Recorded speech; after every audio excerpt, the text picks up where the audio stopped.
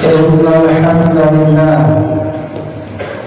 نحمده ونستعينه ونستغفره ونعوذ بالله من شرور أنفسنا ومن سيئات أعمالنا من يهده الله فلا مضل له ومن يضلل فلا هادي له أشهد أن لا إله إلا الله وحده لا شريك له وأشهد أن محمدا عبده ورسوله اللهم صل وسلم وبارك على نبينا وحبيبنا محمد صلى الله عليه وسلم وعلى آله وأصحابه أجمعين أما بعد فيا عباد الله أوصيني وإياكم بتقوى الله وطاعته لعلكم ترحمون.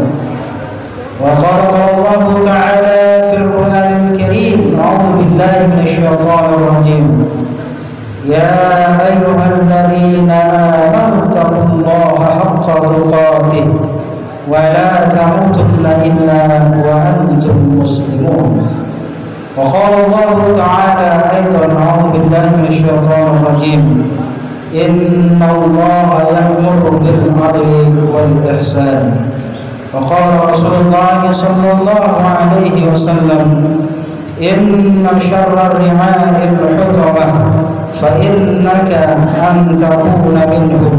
صدق الله العظيم وصدق رسوله الكريم والحمد لله رب العالمين. Hadirin kaum muslimin, saudara-saudaraku, para jamaah Jumat yang berbahagia, dicintai dan dirahmati Allah Subhanahu wa taala.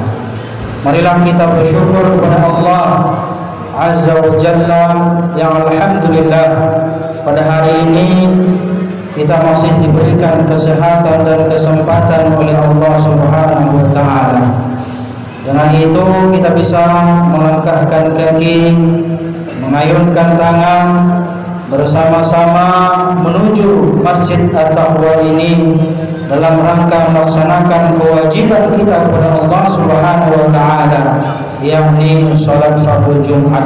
Mudah-mudahan segala ibadah yang kita lakukan diterima di sisi Allah Subhanahu wa taala. Marilah kita berselawat kepada baginda Rasulullah sallallahu alaihi wasallam, semoga disampaikan oleh Allah Subhanahu wa taala. Allahumma shalli ala sayyidina Muhammad wa ala ali Muhammad. Hadirin kaum muslimin, melalui mimbar ini khatib mengajak kepada kita semuanya, marilah kita bersama-sama meningkatkan iman dan takwa kita kepada Allah Subhanahu wa taala. Karena kata Allah, sesungguhnya bekal yang terbaik adalah takwa. Wa tazawwadu fa inna khairaz zadi taqwa, kata Allah, dan berbekallah kalian karena sesungguhnya bekal yang terbaik adalah takwa. Mudah-mudahan kita semuanya sebagai jamaah Masjid At-Taqwa kita termasuk di antara golongan daripada hamba-hamba Allah yang bertakwa kepada Allah Subhanahu wa taala. Hadirin kaum muslimin, khatib pada hari ini ia menyampaikan tentang tema khutbah, yaitu berkaitan tentang kepemimpinan yang menyesali perbuatannya di hari akhirat. Seseorang hamba, seseorang yang diberikan amanah oleh Allah Subhanahu wa taala yang bernama pemimpin, mereka akan mendapatkan penyesalan apabila mereka tidak bisa memimpin sesuai dengan apa-apa yang telah digariskan, disyariatkan oleh Allah Subhanahu wa taala dan baginda Rasulullah sallallahu alaihi wasallam. Dan ingatlah hadirin berbahagia bahwasanya kita ini semuanya adalah pemimpin. Anta amiru bi nafsik, sesungguhnya engkau adalah pemimpin bagi dirimu sendiri. Dan juga di hadis lain dikatakan bahwasanya kullukum ra'in wa mas'ulun an ra'iyatihi, Sesungguhnya setiap kita adalah pemimpin dan akan ditanya, akan dipertanggungjawabkan dari apa-apa yang kita pimpin. Maka hadirin berbahagia, berbicara pemimpin ini adalah merupakan suatu hal yang sangat penting kita bicarakan. Dan bahkan di dalam kehidupan kita, di dalam ajaran Islam, pemimpin ini merupakan suatu hal yang wajib ada di dalam sebuah kelompok ataupun golongan. Dan bahkan di sebuah negara juga memiliki pemimpin.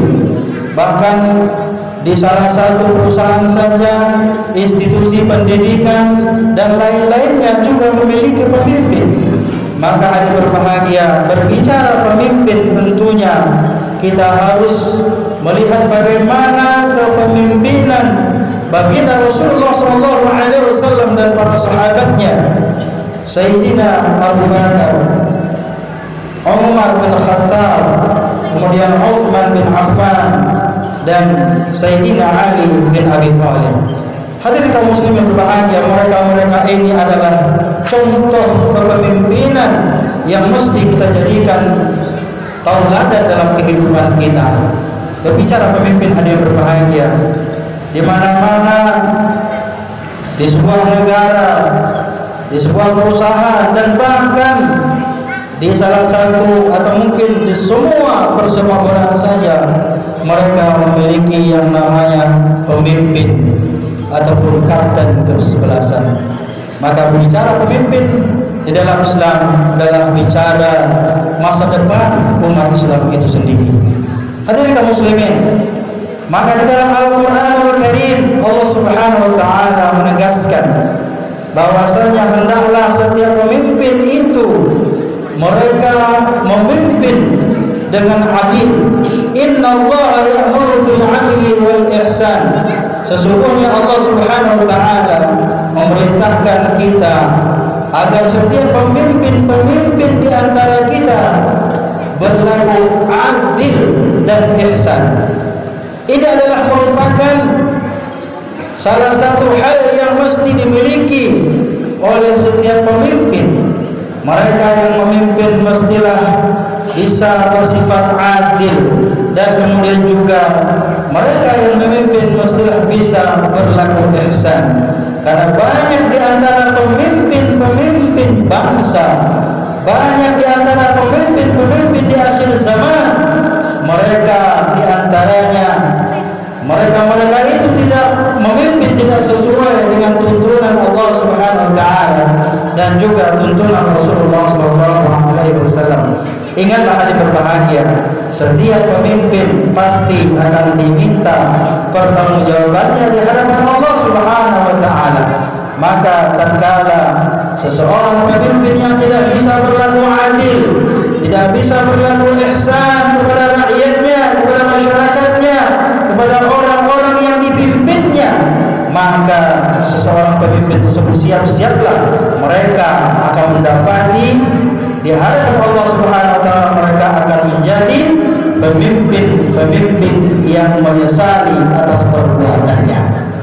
Hadirin kaum muslimin, saudara-saudaraku yang berbahagia, kepemimpinan tentu merupakan suatu hal yang mesti ada di suatu bangsa.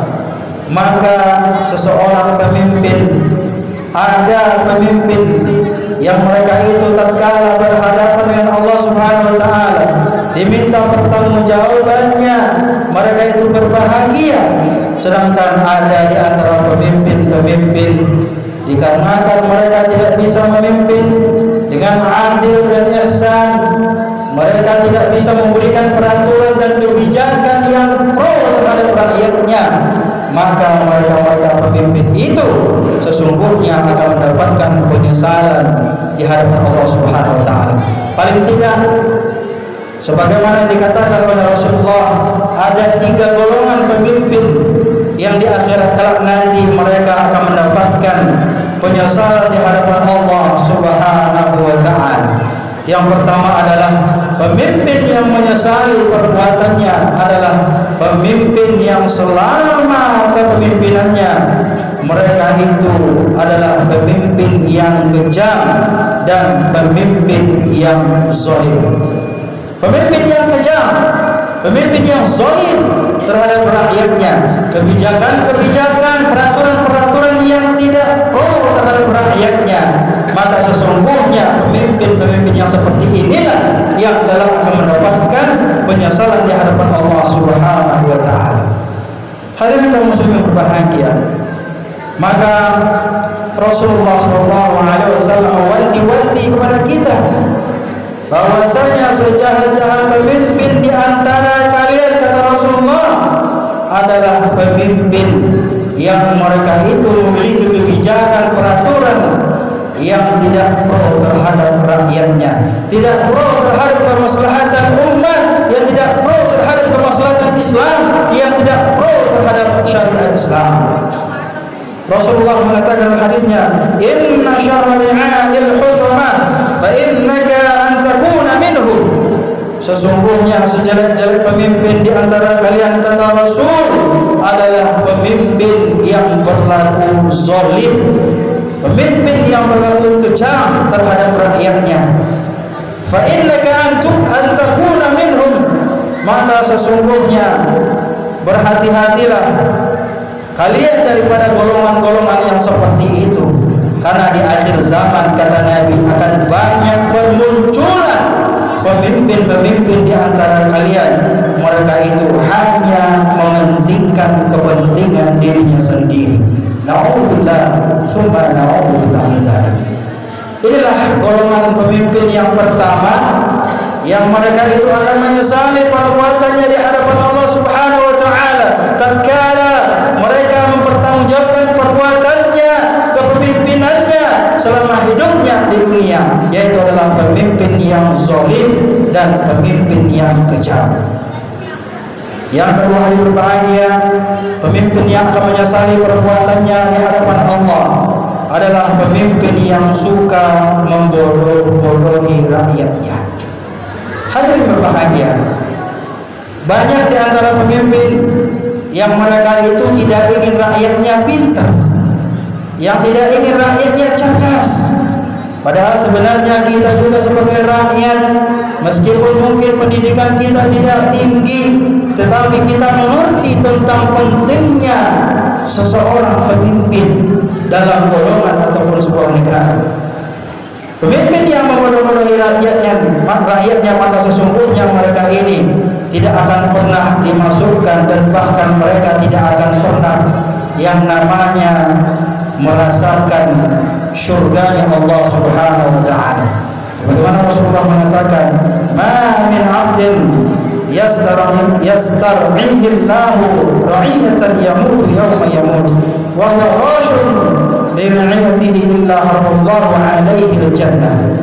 Rasulullah katakan, tiadalah seorang pemimpin di antara kalian yang di saat dia memimpin dan di saat itu dia membodoh-bodohi rakyatnya, dengan kebijakannya, dengan peraturan yang dia bikinnya, maka sesungguhnya dia tatkala meninggal dunia dipanggil oleh Allah Subhanahu wa taala, maka dia tidak akan pernah merasakan yang namanya surga.